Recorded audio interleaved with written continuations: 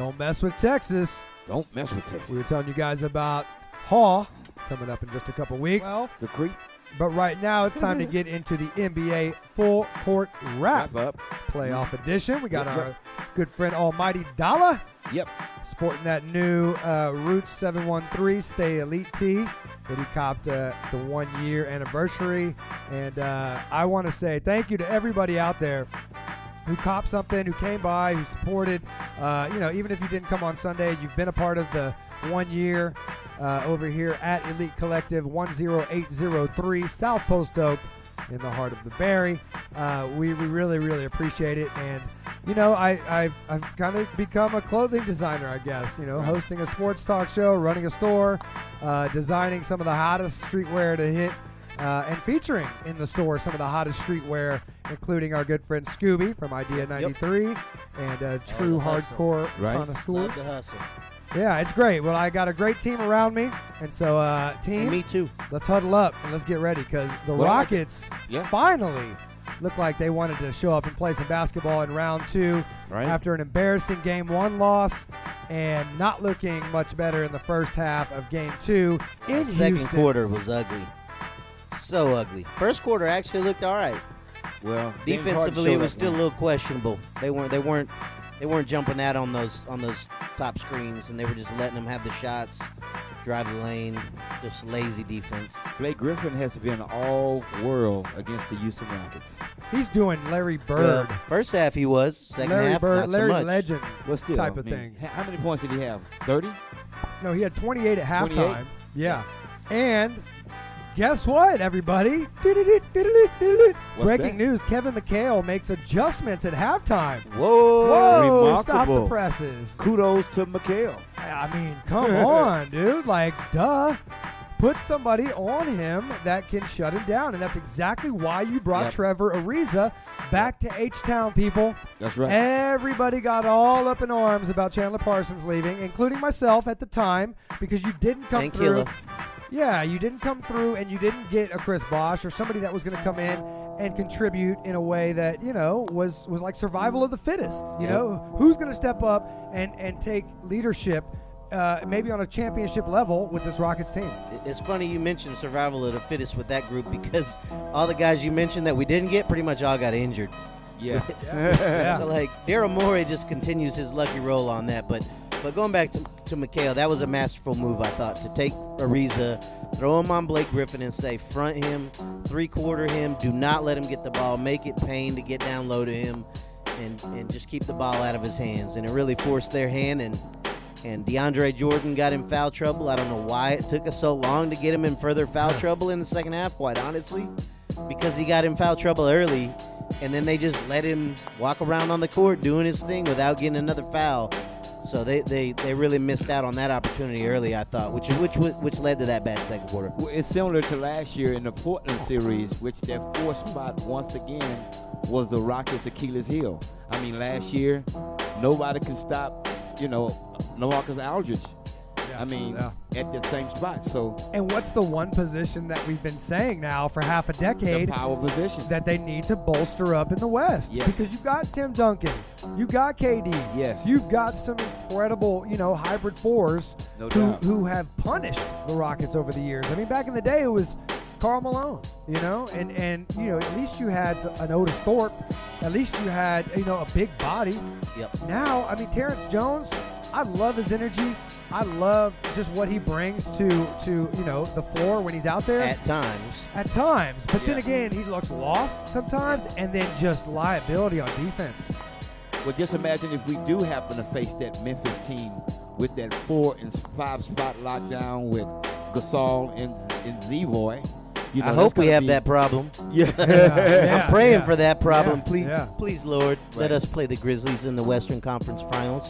That's what you want? Well, I don't know. Be careful. Number one, I want to play in the Western Conference Finals. Number two, I don't want to play the Warriors. Well, Dex, let me ask Dex. He's over here in the box chilling with O.T. Davis. Dex, the only thing about playing Memphis is where's your depth? Where's your size? Mike Conley makes that a completely different team, and he gutted it out with broken bones in his face with the mask. And I saw him Phantom of the Opera in a pregame interview where he took a shot. Yeah. And for him to be out there and change the way that series was going with Golden State, I mean, what do you think? Who do you want to match up with? It's hard. From the beginning, before the playoffs started, I had Memphis winning the West, not Golden State. Smart man. What? Where was he? When was that? You and I both, kid. Man. Yeah, you won the bracket challenge, didn't you? The Betty bracket. Yeah, you won the Betty bracket challenge. You also you competed weekly in the NFL Elite Fantasy League, right? Oh, of course. So I might have to loose term competed. I don't know. Can we get Dex a spot on the couch over here in the trap? Because we need him to just settle in. Well, that's still going to be an interesting series. You got, like you say, Memphis, Golden State. Golden State has the advantage from guard play, of course, with Curry and Clay. Where's Clay been? Well, Clay's been on vacation. You've got to have all parts on deck, all hands on deck. Dolla stepped it up for Clay. Yeah. Where Clay's lacking, Dolla's came right back. Yeah. But that's not who they need. They need everyone, all five of them. Clay is a drastic part of that team. And if in the playoffs, you might even need all 10. Right. Biggie said. Well, let's talk about the play of Dwight Howard. Dolla, what'd you say pregame before we went live? I said, praise the Lord for Dwight Howard. Thank God he was there because he is balling out. He's a just savior. like last year, quite honestly, in the Portland series. He tore it up. Last year, he tore it up right now. And with him in the lane, the best thing I heard on the broadcast was that Dream sat him down and talked to him and said, you have to stay in the game. Do not get stupid fouls, basically. Silly fouls, which I hope right now Dream is over at Harden's house going, hey, you have to stay in the game. Well, somewhat, and don't try to play too much hero ball. I saw a little bit of that out of Harden. Why is that TNT's motto right now? Why is that their campaign? It's a new hero ball. Oh, the hero ball? Yeah. I was like, wait a minute. We were saying that 2 years ago. Yeah.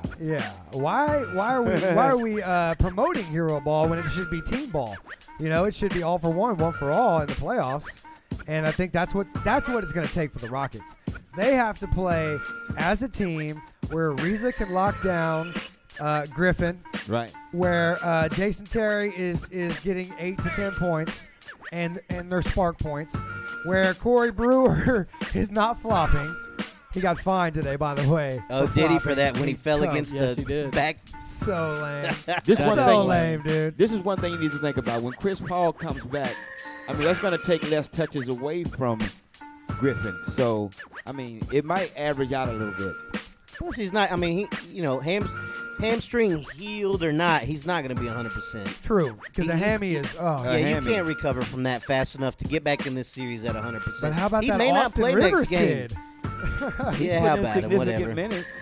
Who, Austin Rivers? Yeah. Well, yeah, the only reason he has a job is because his dad's the head coach. Yeah, but he had a crucial doesn't look like turnover. it this series, though. He's actually playing pretty well. It was a very crucial turnover late in the game by Austin. Yeah, when he went out of bounds. He slipped right out. Yeah, right very crucial. No doubt. But I'll tell you what, you mentioned Jason Terry earlier, and that was a huge, huge play when Harden was just lackadaisically coming back up the court.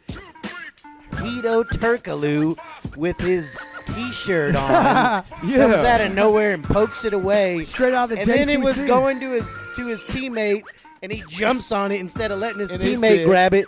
And then Jason Terry basically mugged him on the ground, and they called a jump ball. We got really lucky on that, but that was a huge hustle play by Terry. And then to win the jump ball, I probably would have bet on him. Guy. I probably would have bet on him because Turkoglu was like heavy breathing at that point. Yeah, he smokes a lot of cigars, and he's probably like 42 years old. Hell yeah, he's straight out the Y with that. All right, guys. Well, hey, we got to talk NFL draft. We're halfway through the show, but we're going to take that flight with our good friend Fat Tony, Jose, and their homie L.A. from H-Town to L.A. Right now with the brand new video just dropped this week from the homie Fat Tony. We'll be right back on the Rap Show TV. Riding around the city, just touched down in LA.